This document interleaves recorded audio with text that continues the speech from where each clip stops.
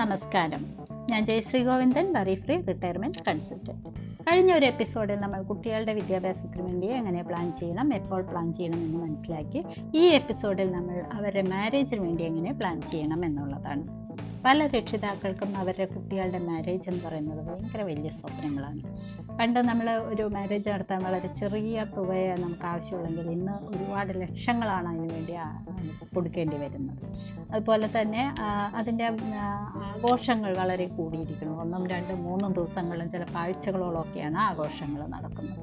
ഇതിനെല്ലാം ഫണ്ട് ആവശ്യമാണ്.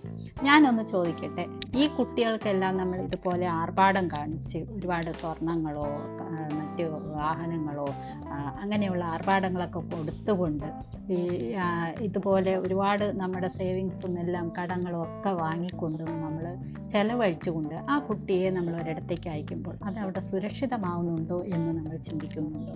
നമ്മൾ വാർത്തകളിൽ പലതും കേൾക്കുന്നതാണ് അല്ലേ? പല പെൺകുട്ടികളെയും ഇതുപോലെ ഒരുപാട് സ്വർണങ്ങളും സ്വത്തുകളും ഒക്കെ കൊടുത്തു വിട്ടിട്ട് അവിടെ ചെന്ന് കഴിയുമ്പോൾ പല പ്രശ്നങ്ങളും അവസാനം ആ കുട്ടിയുടെ ജീവന് വരെ ആപത്ത് വരുന്ന കാര്യങ്ങൾ നമ്മൾ വായിക്കുന്നുണ്ട്.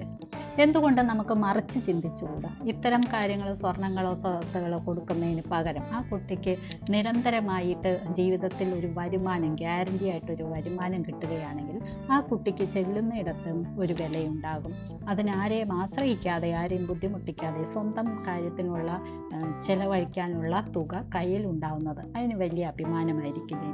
പ്രത്യേകിച്ചും ഒരു കുട്ടിക്ക് ജീവിതകാലം മുഴുവനും പാരൻസിന് ഇങ്ങനെ ചെയ്തു വച്ചതുകൊണ്ട് ഒരു ജീവിതകാലം മുഴുവൻ ഒരു റിട്ടേൺ കിട്ടുമ്പോൾ ആ കുട്ടി തീർച്ചയായിട്ടും അതിൻ്റെ പാരൻസിനെ അഭിമാനത്തോടെ സ്നേഹത്തോടെ ഓർത്തിരിക്കില്ലേ?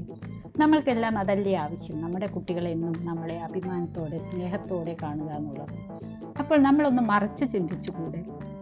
നമ്മുടെ കുട്ടിക്ക് ജീവിതകാലം മുഴുവനും അവർക്ക് ഗ്യാരണ്ടി ആയിട്ട് ഒരു ഇൻകം കിട്ടുക, മറ്റുള്ളവരെ ആശ്രയിക്കാതെയും ആരെയും ബുദ്ധിമുട്ടിക്കാതെയും ആരെയും ഭയക്കാതെയും സ്വന്തം കയ്യിലുള്ള തുക കൊണ്ട് സ്വന്തം എക്സ്പെൻസുകൾ നടത്താൻ സാധിക്കുക എന്ന് പറയുന്നത് അത് ഒരു പെൺകുട്ടിയെ സംബന്ധിച്ച് ഭയങ്കര അഭിമാനമുള്ള ഒരു കാര്യമായിരിക്കും.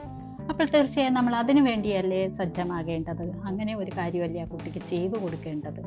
അതിനു വേണ്ടത് ലൈഫ് ഇൻഷുറൻസ് സ്കീമുകൾ ഇന്ന് അവൈലബിൾ ആണ്. പ്രത്യേകിച്ചും ഗവൺമെൻറ് ഗ്യാരണ്ടിയോട് കൂടി കൊടുക്കുന്ന LIC പോലുള്ള ഇൻഷുറൻസ് സ്കീമുകളിൽ നമുക്ക് കുട്ടി ജനിക്കുമ്പോൾ മുതൽ നമുക്ക് അതിന് വേണ്ട സജ്ജീകരണങ്ങൾ അല്ലെങ്കിൽ സേവിങ്സ് തുടങ്ങാനും കുട്ടിക്ക് ഒരു മാരേജ് ആകുമ്പോൾ ഒരു നല്ലൊരു തുകയോടുകൂടെ ആ കുട്ടിക്ക് ജീവിതകാലം മുഴുവനും കൃത്യമായ ഒരു വരുമാനം കിട്ടുന്ന രീതിയിൽ അതിനെ മാറ്റിയെടുക്കാനും നമുക്ക് സാധിക്കുന്നതാണ്. അത് ആ കുട്ടിക്ക് നമ്മൾ പാരൻസ് എന്ന രീതിയിൽ കൊടുക്കാൻ പറ്റുന്ന ഏറ്റവും നല്ലൊരു ഗിഫ്റ്റ് ആയിരിക്കില്ലേ? നിങ്ങളൊന്ന് ചിന്തിക്കുക. നിങ്ങൾക്കത് ശരിയെന്ന് തോന്നുന്നുണ്ടെങ്കിൽ തീർച്ചയായിട്ടും ഇന്ന് തന്നെ നിങ്ങൾ അതിനു വേണ്ടി പ്ലാൻ ചെയ്യുക.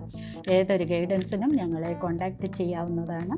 അടുത്ത ഒരു എപ്പിസോഡിൽ കാണും വരെ എല്ലാവരും സന്തോഷത്തോടെയും ആരോഗ്യത്തോടെയും ഇരിക്കുക. Thank you. Bye bye.